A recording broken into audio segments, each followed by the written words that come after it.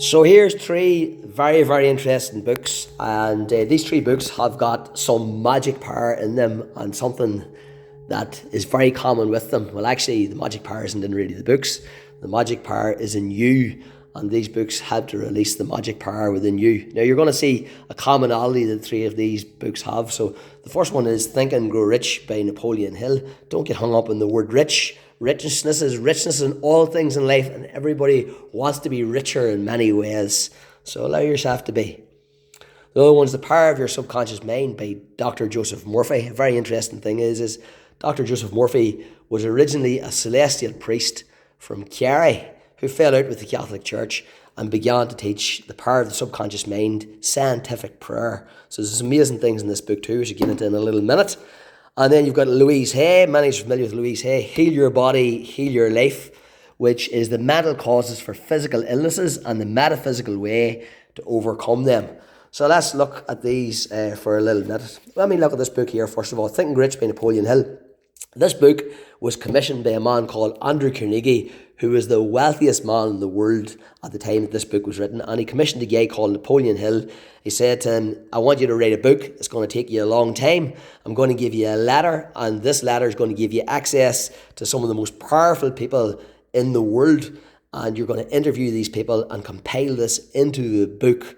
So Napoleon Hill took on this role. He got no money for this. It took him 25 years of interviews to compile the information that's in this book. And what's in this book is the 13 principles for success. And many people have agreed with these, many people that you know. Michael Flatley's got a testimonial in this book. Bruce Lee, on page 333 of this version, I'll actually show you that, has his gold card in this book. And here it is. He wrote this before he became famous. And there's Bruce Lee here. My definite chief aim, I, Bruce Lee, will be the first highest paid Oriental superstar in the United States. In return, I will give the most exciting performances and render the best quality in the capacity of an actor. Starting in 1970, I will achieve world fame, and from then onward, till the end of 1980, I will have in my possession $10 million. I will live the way I please and achieve inner harmony and happiness. Bruce Lee, January 1969.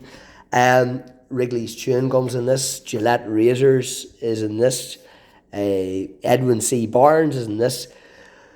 Luther Burbank agreed to the principles in this book as well too. So the 500 most successful people in America in the early part of the 1900th century all agreed and testified to these 13 principles. Luther Burbank, here it is. During a horticulture career that lasted 55 years, Luther Burbank, 1849 to 1926, developed more than 800 varieties and strains of plants.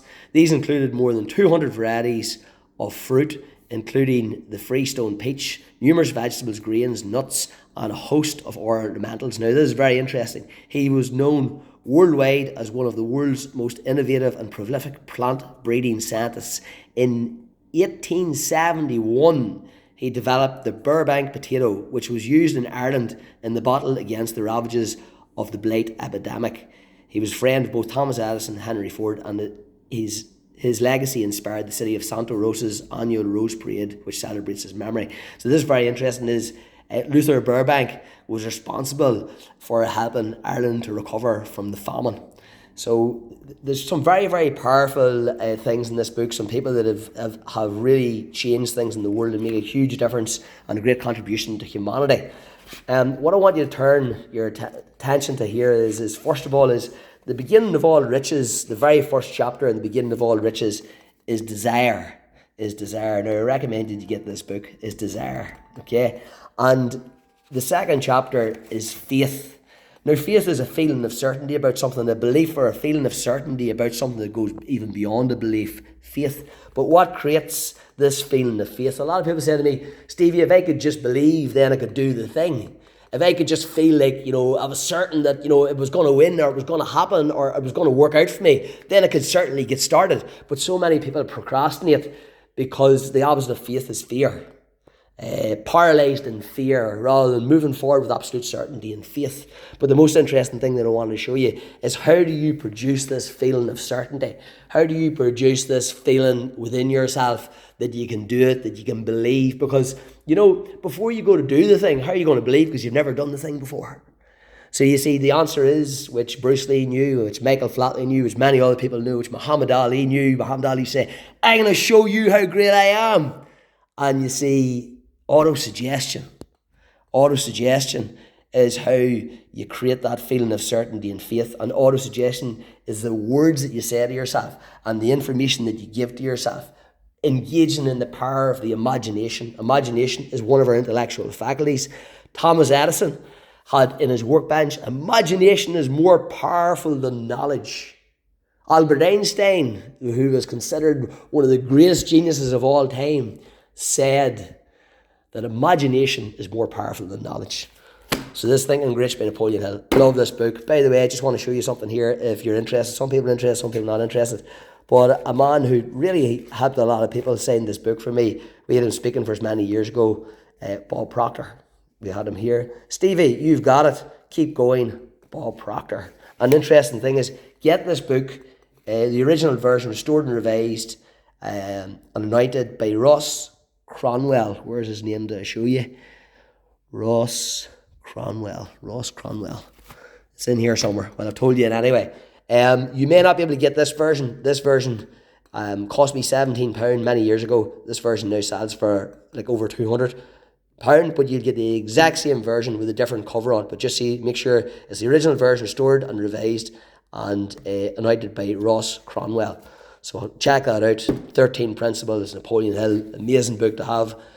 Power of Your Subconscious Mind, by Dr. Joesph Murphy, which I mentioned earlier on, who was a celestial priest from Kerry originally, fell out with the Catholic Church, and then he began to teach these teachings because, he really wanted to help people.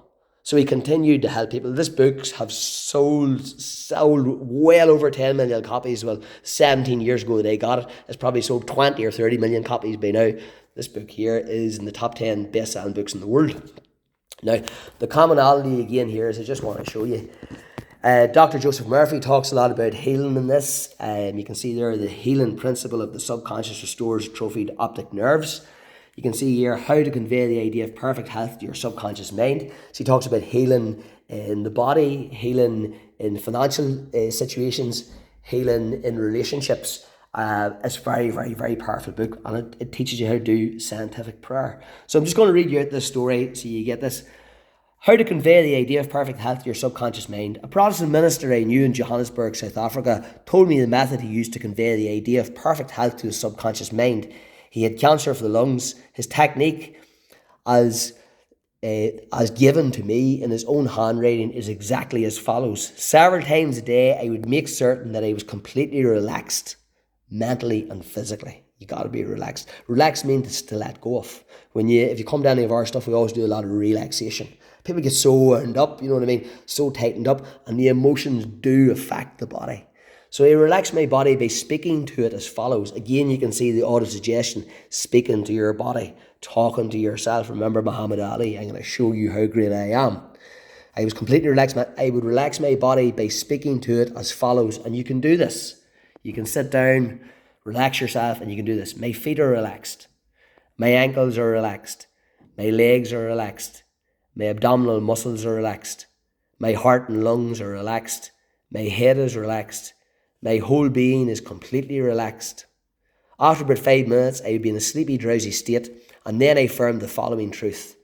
The perfection of God is now being expressed through me. The idea of perfect health is now filling my subconscious mind.